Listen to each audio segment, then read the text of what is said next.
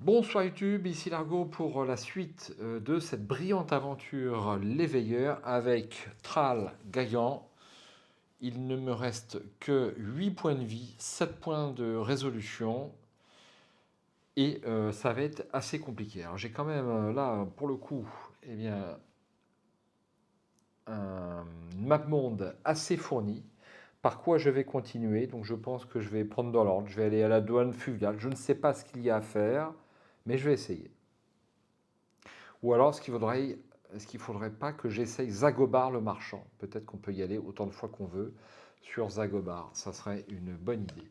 Alors, Zagobar, eh bien, c'est le chapitre 7 en 105. Donc, le chapitre 7 en 105. Donc, c'est autre lieu, si j'ai bien suivi. Zagobar, le marchand itinérant.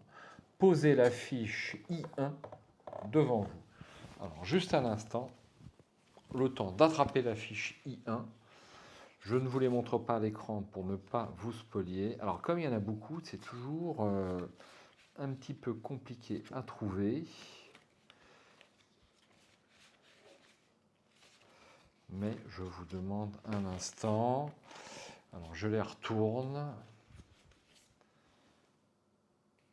Voilà. Elle était assez facile à repérer. Voici Zagobar, le marchand, doit peut-être trouver certaines choses.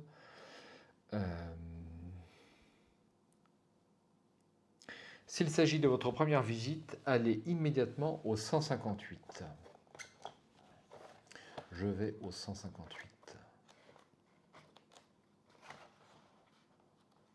Et en fait, je vais vous dire, j'espère que je ne vais pas réussir du premier coup. Ça n'en prend pas tout le chemin. Mais je le dis quand même, parce que si je le réussis du premier coup, je ne le referai pas, si vous voulez. Donc je préfère ne pas réussir tellement c'est bien. Au détour d'un chemin creux, vous découvrez un singulier équipage en fâcheuse posture. Deux hommes que tout oppose s'affairent autour d'une carriole aux couleurs vives dont l'une des roues paraît brisée. Le premier est un personnage rondelet, aux joues enflées, habillé d'étoffe chamarrée et d'une collerette en dentelle. Il sermonne en gesticulant un véritable colosse qui, à genoux et sans un mot, répare leurs moyens de transport.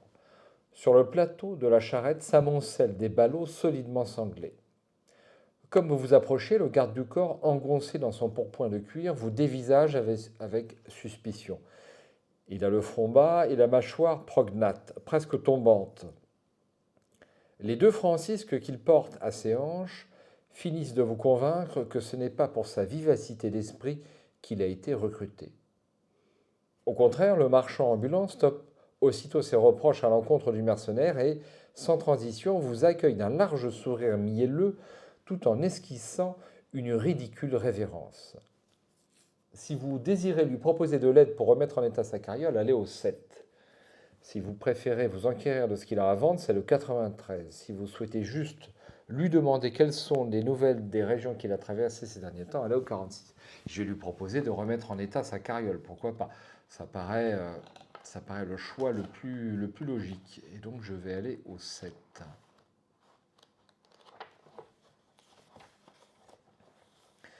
Le marchand paraît étonné de cette proposition inattendue. Son sourire s'efface, ses yeux se plissent, aiguisant un regard d'aigle destiné à mettre à jour vos intentions cachées. Il part finalement dans un rire nerveux tout en se frottant les mains. Eh bien, pourquoi pas? On m'a dit que les gens d'ici étaient rudes et sauvages, mais vous nous prouvez tout le contraire. Si vous êtes Thrall Gaillan, perdez un point en résolution, mon Dieu. C'est vrai que Thrall Gaillan ne fait pas le bien autour de lui, il évite. Ça lui fait perdre de vue sa tâche. Vous rejoignez le garde du corps qui, d'un ordre sec de son employeur, vous laisse la place sans broncher. Vous ne tardez pas à consolider du mieux possible le rayon cassé et l'essieu en piteux état, même si vous indiquez au marchand qu'il serait plus sage d'effectuer de plus amples réparations au prochain village. Ce dernier jubile, les yeux brillants de satisfaction. Parfait, mon ami, c'est le ciel qui vous envoie.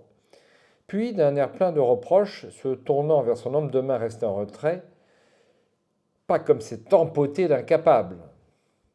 Si vous souhaitez désormais entamer la discussion sur son voyage, allez au 36. Eh bien, je vais aller au 36. J'aime bien discuter dans les livres dont vous êtes le héros. Le 36. Le marchand, qui a traversé la moitié du royaume, se révèle fort loquace et presque trop volubile quand il s'agit de parler de lui. Certaines de ses mésaventures paraissent toutefois allègrement enjolivées. Vous apprenez toutefois quelques informations intéressantes. Il y aurait une manticore qui entrait les lieux à l'ouest d'ici. Les habitants du secteur sont terrorisés car leurs troupeaux sont décimés par le monstre. Zagobar donnerait cher contre le dard de la créature. Ajoutez sur le plan de Morneval la carte numéro 8. On dit que des trolls ont investi les berges d'une rivière en aval d'un moulin, plus au nord. Oui, je vois le moulin dont il parle. Malheureusement, je n'ai pas trouvé les trolls. Alors, la carte numéro 8, il ne m'en reste plus beaucoup des cartes. La voici. Alors, c'est peut-être pas, il ne parlait peut-être pas du moulin Mintrogor que j'ai été voir parce que le lit de la rivière était à sec, ça ne doit pas être le même. Donc voici l'antre de la Manticore et le hameau sous la colline. Alors j'adore cette notion de mini chapitres. On n'est pas trop perdu, c'est des mini-quêtes en quelques paragraphes, et moi j'apprécie beaucoup. Parce que il y a un côté light et fluide, et on n'est pas perdu dans le bouquin, si vous voulez, si c'est des quêtes à rallonge, et moi je pense que c'est une très bonne notion pour faire d'autres livres dont vous êtes le héros. Donc je vais le poser ici. Alors le hameau sous la colline existait déjà, et peut-être qu'il y a des trolls, peut-être qu'il parlait du moulin Mintrogor. En fait, j'en sais rien du tout. Eh bien écoutez, on va voir s'il a certaines choses à vendre, ça serait pas mal. Alors,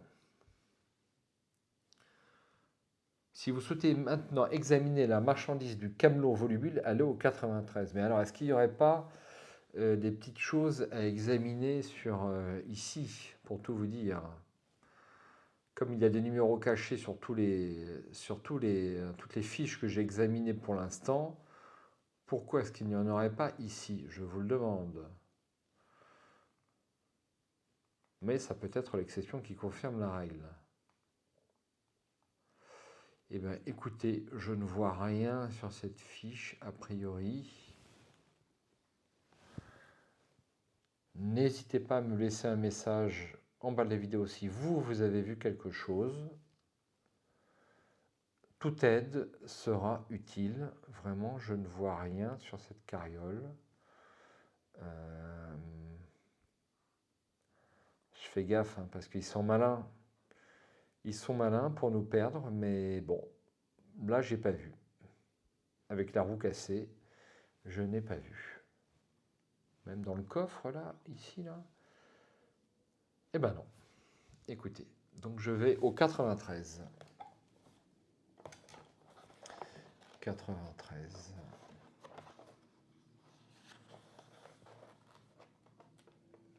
Avec plaisir, l'ami. Il hésite un moment, vous scrute des pieds à la tête, un index posé sur ses lèvres retroussées, puis pivote sur ses talons et se précipite vers la carriole. Je pense avoir tout ce qu'il faut pour un conquérant aussi décidé que vous paraissez l'être. Malheureusement, ce qu'il vous présente pourrait bien tromper quelques badauds un jour de marché, mais vous n'avez que faire que de toute cette quincaillerie. Vous vous détournez rapidement de cette pacotille rutilante. En marchant à viser, Zagobar comprend que vous n'êtes pas l'un de ces aventuriers crédules qu'il doit berner régulièrement par ses harangues aux accents de roublardise et change alors de ton avec vous. Bien, oublions cela. Ma spécialité, voyez-vous, ce sont les potions. Pas des élixirs de séduction ou de jeunesse éternelle, non, de véritables potions dont je garde jalousement le secret de fabrication. Le seul problème est que pour les confectionner, j'ai besoin d'ingrédients rares. Et si la transaction vous convient, je vous propose de vous échanger quelques éventuels ingrédients que vous pourriez acquérir lors de vos périples contre mes meilleures préparations. Qu'en pensez-vous?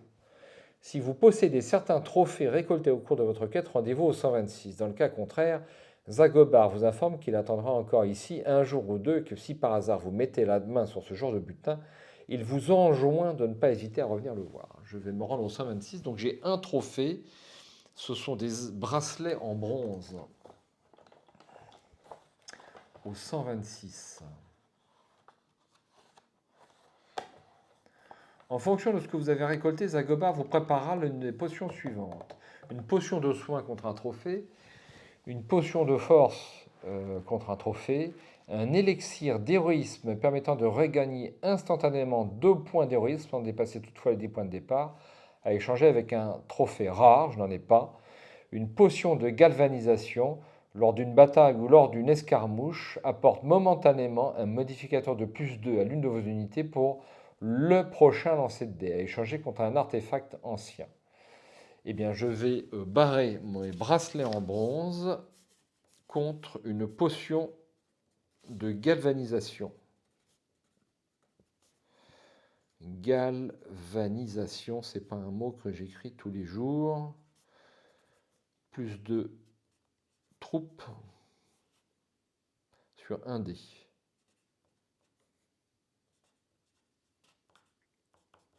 Hop, j'espère m'en souvenir. Et voilà.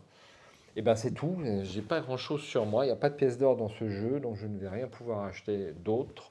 Je vais reprendre la route. Donc on m'a dit qu'il y avait une manticore en 122. Je vais aller en 122.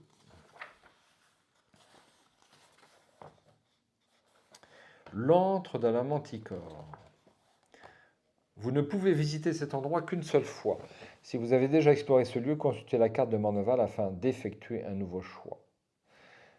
Zagobar n'avait pas menti.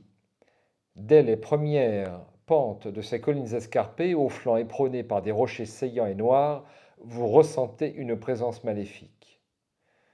Plus vous progressez dans les hauteurs, plus la végétation montre des signes de putrescence, tel un corps contaminé par une horrible maladie qui gangrénerait ses chairs. Bientôt, vous discernez des carcasses de bovins à moitié dévorés qui jonchent les coteaux de trophées funestes que se disputent les charognards.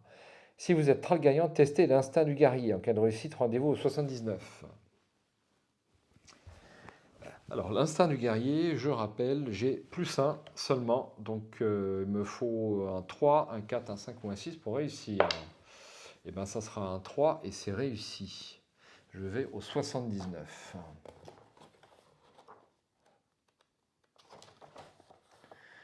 La végétation se raréfie encore, mais vous profitez de la présence d'un bois qui souligne un ressaut naturel du terrain pour vous fondre dans les taillis épais. On n'est jamais trop prudent. Qui sait si le monstre ne vous épie pas depuis les cieux? Vous suivez un sentier providentiel avant de bifurquer à l'assaut de la pente. Parvenant au pied d'une falaise découpée par l'érosion, vous entreprenez de l'escalader, utilisant les nombreuses prises opportunes pour gagner le sommet. Rendu au fait de l'escarpement calcaire, vous observez une sombre grotte qui, telle une bouche infernale, souffle son haleine putride. Lové à l'entrée, une manticore colossale paraît assoupie.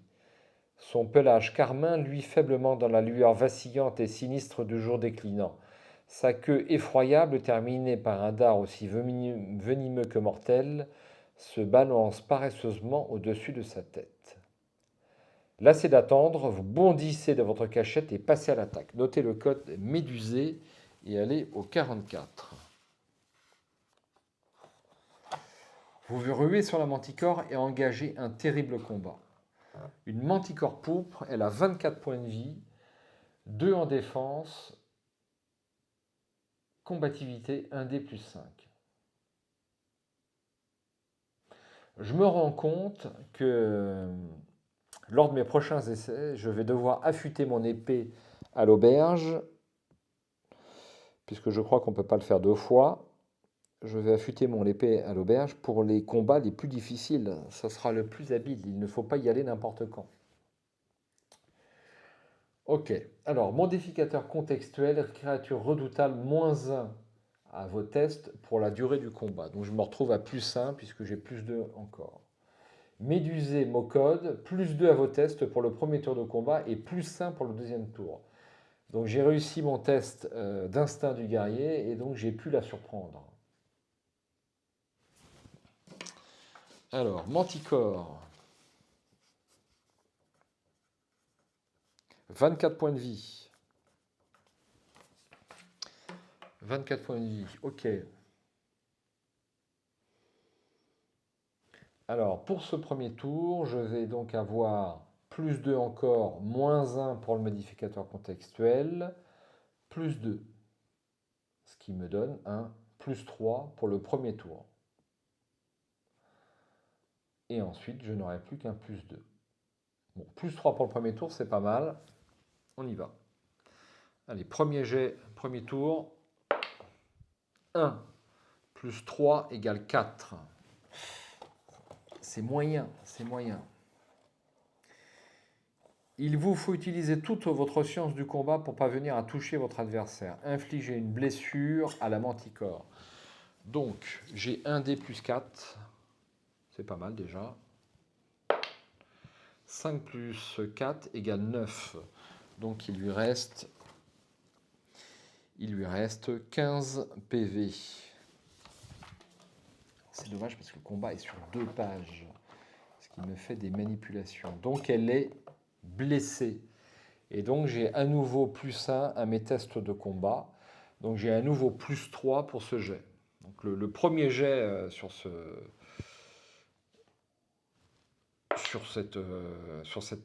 livre est très important. 2 plus 3 = 5. C'est à peine mieux.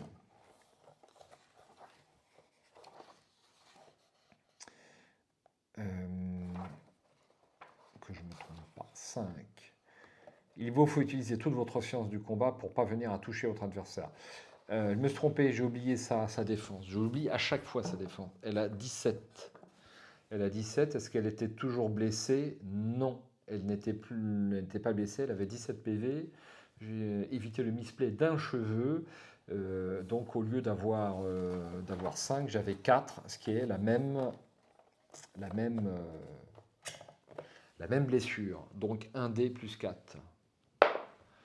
3 + 4 = 7, moins son bouclier, égale 5. Donc là, il lui reste que 12 PV. Donc là, on passe sur un tour normal et j'ai +1 sur les jets. 5 + 1 = 6. Cette fois, vous êtes trop agile pour la manticore. Vos coups précis la touchent à plusieurs reprises et ses grognements se muent bientôt en plainte accablée. Infligez-lui une blessure critique. Alors, une blessure critique. 6 x 2, 12, + 4, 16. Ou 6 + 4, 10, x 2, 20. Alors là, je l'ai écrasé. Je m'en suis bien sorti, mais Tralgayan est quand même un guerrier super solide. Et donc, son point fort, je pense que c'est les combats. Trésor, dard empoisonné du manticore, un trophée rare. Si vous sortez vainqueur de cette bataille épique et que vous souhaitez examiner sa tanière malgré l'odeur épouvantable qui en émane, allez au 111. Alors je vais noter mon trophée. Donc, dard empoisonné, trophée rare.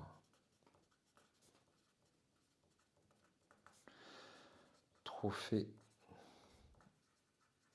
rare. Hop, et je vais bien sûr, parce que je suis très curieux, examiner le reste de la caverne en 111. L'atmosphère dans cette grotte immonde s'avère irrespirable. Pire, elle se montre toxique, et tandis que vos semelles écrasent des ossements à moitié décomposés, votre vue se brouille et vous ne tardez pas à cracher du sang. Vous perdez 3 points de vie, sauf si vous avez le don inaltérable, auquel cas vous ne perdez qu'un seul point de vie. Eh bien, je perds 3 points de vie, je passe à 5. Armes rouillées, bouclier oxydé, breloques sans valeur et quelques pièces d'or jonchent le sol détrempé. Vous finissez par dénicher tout de même ce casque à cimier, trop petit pour vous, mais dont vous percez l'aura magique. Si vous le désirez, emportez cet artefact ancien. Vous commencez à suffoquer alors que l'ambiance de la caverne devient de plus en plus délétère. Si vous insistez dans vos recherches, allez au 124. C'est tellement gros que je pense que je vais insister. Alors, casque, artefact, ancien.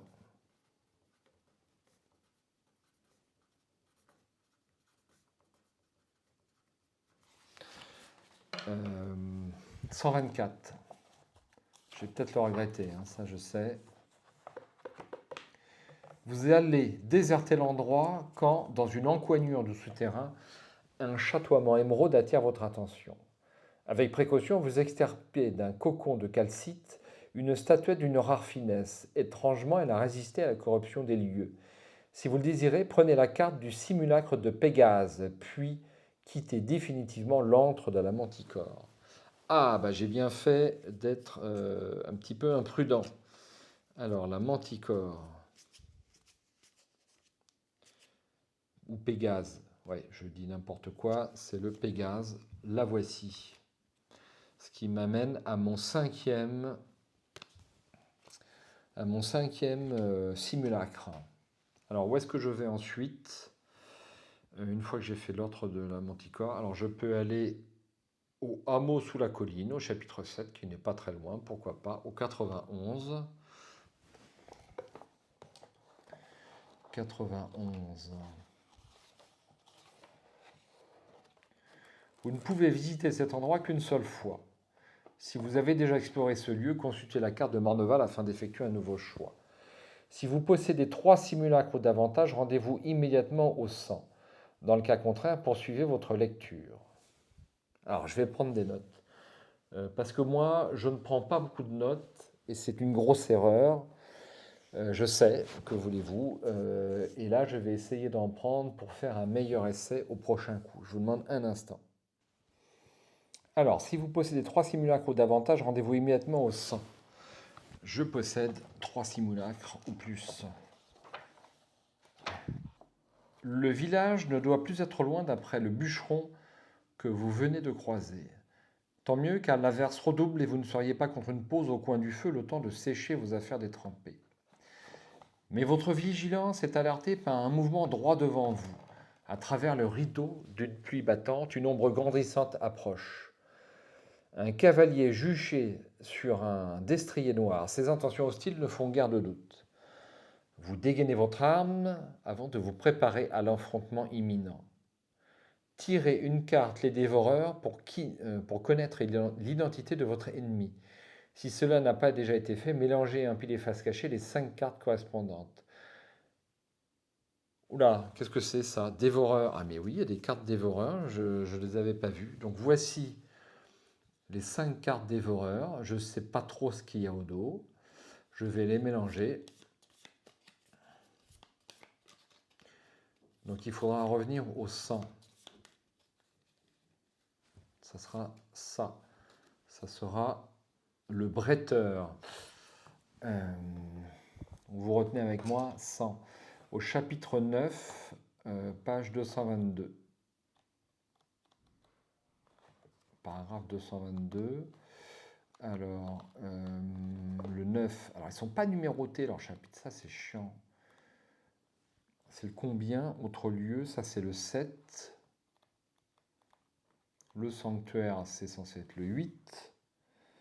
C'est bien ça, d'ailleurs. Et donc, le dernier, les dévoreurs. Voici.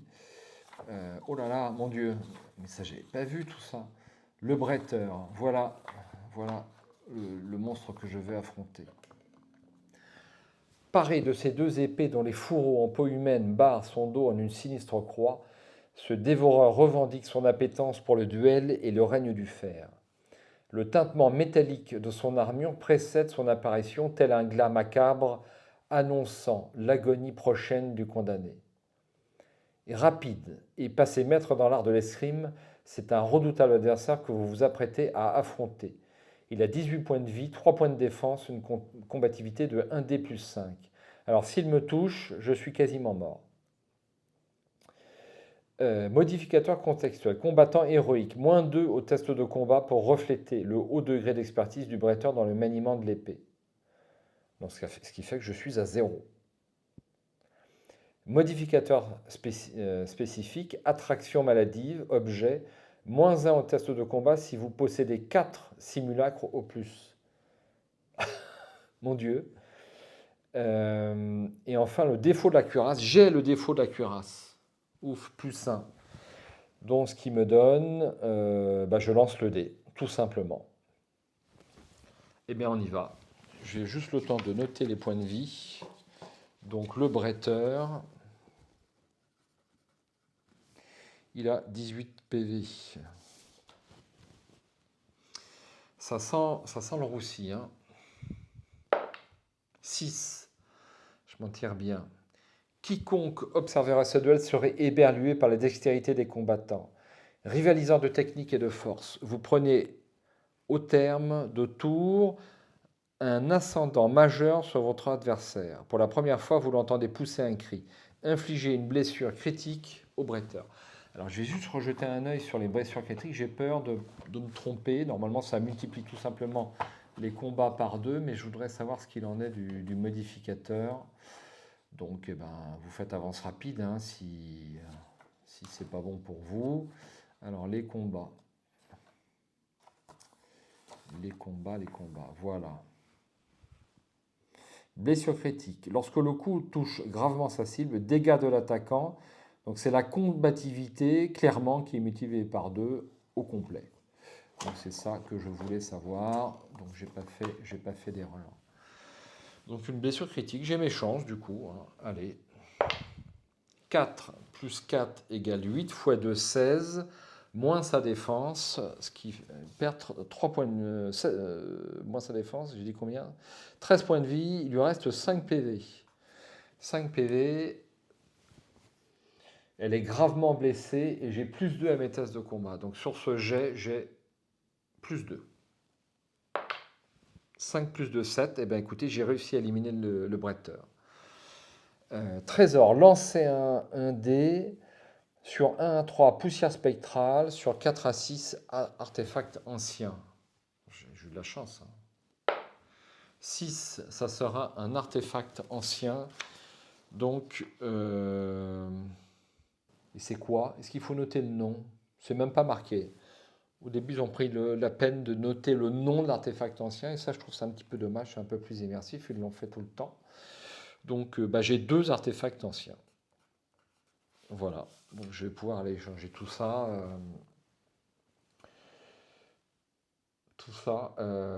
Auprès du marchand. Alors j'étais en train de songer, j'ai eu un blanc, vous l'avez senti, que je pouvais retourner à la taverne, mais à chaque fois que je retourne à la taverne et que je me repose, je perds 1 point de résolution, il m'en reste 6. C'est ça qui m'embête. Donc je retourne au sang. Fantastique ce bouquin, fantastique. J'adore. J'adore. Alors, autre lieu, et je suis au 100. Si vous l'emportez, ça sera le 91.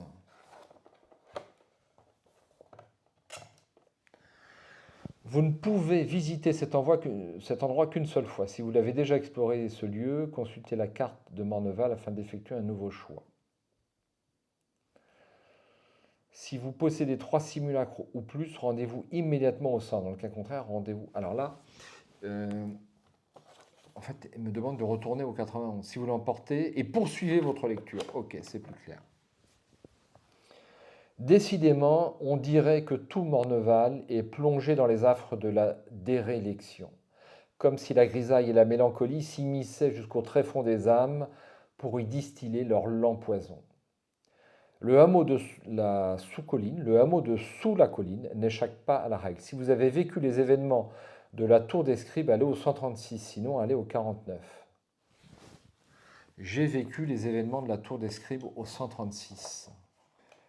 C'est pourtant jour de marché, mais les silhouettes voûtées, étrangement silencieuses et qui se pressent sous la pluie froide entre les étals, ne rendent pas l'endroit plus chaleureux pour autant.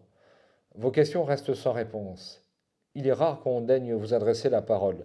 La plupart du temps, les villageois se contentent de hausser les épaules ou grommellent entre leurs dents des jurons étouffés. Même les marchands ne cherchent pas à attirer le client. Hagard et prostré, Ils échangent de leurs mains cailleuses des poignées de légumes flétris contre des pièces de cuivre sans un mot. L'ambiance est désespérante et vous hésitez sur la conduite à tenir. Si vous êtes Tralgaillan, testez votre instinct de guerrier. En cas de réussite, allez au 144. Plus 1 pour l'instinct du guerrier. 2, 3, et bien c'est raté. Dans les autres cas, j'ai vraiment plus aucun point d'héroïsme et c'est mort. Dans les autres cas, il vous est possible de poursuivre vos investigations en monnayant, si nécessaire, les éventuels renseignements que voudront bien vous fournir les habitants. Rendez-vous alors au 125. Pourquoi pas 125.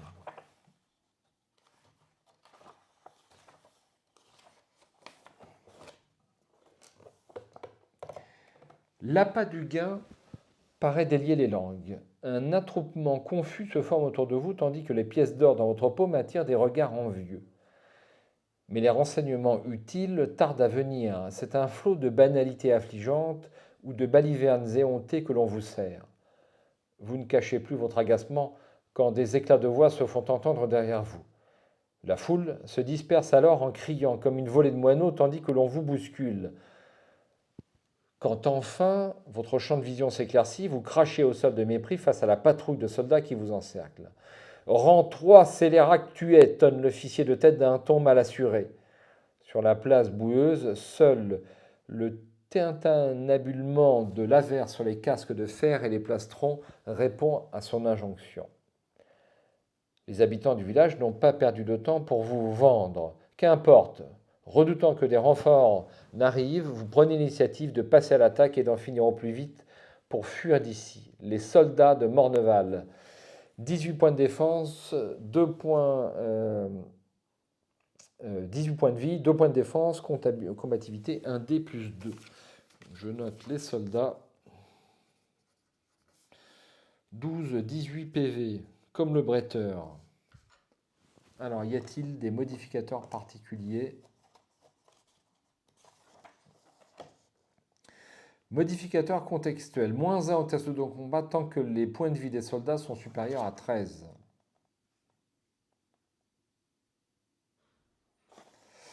Je me demande si pour la manticore, j'avais pas oublié. Je sais plus. Enfin bref. Il y a plein de modificateurs en permanence, il faut quand même un peu faire gaffe.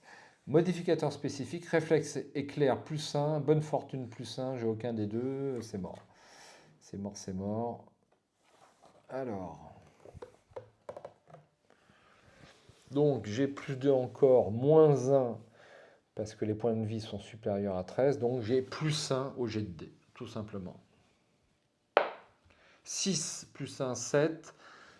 J'ai beaucoup de chance. Vous prenez un ascendant rapide sur le combat, surclassant vos adversaires. C'est un coup critique. Alors, moi, je fais mal en dégâts.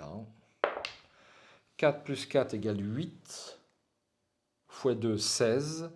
16 moins 2, leur bouclier. Ils perdent 14 points de vie. Il n'en reste que 4 PV. Je pense que le dernier jet va être une formalité. Et donc, je vais avoir plus 2 à tous mes tests de combat. Ce qui me donne un plus 4. Un plus 4 en tout. Donc ça devrait le faire. Hein. 2 plus 4 égale 6. C'est à nouveau une blessure critique. On n'en parle pas. Trésor, lancer un dé sur 1 à 4, rien d'intéressant. 5 à 6, un cataplasme de points de soins permet de récupérer jusqu'à 2 PV en une application en dehors d'un combat. Allez, ça serait bien d'avoir un 5 ou un 6. Eh bien, j'ai eu un 5 et je vais donc directement, parce que je suis bien amoché, je vais directement appliquer ce cataplasme pour remonter à 7 points de vie. J'ai oublié un truc, les gars. J'étais gravement blessé. Oh merde.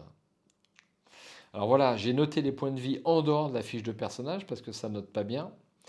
Et j'ai oublié le moins 2 au jet de combat. Ouais, j'ai oublié le moins 2 au jet de combat. Donc, eh bien, écoutez, je sais pas quoi faire. C'est un gros misplay. C'est un gros misplay. C'est un énorme misplay. Bon, écoutez, après une mûre réflexion, j'ai décidé que... Enfin, j'ai décidé.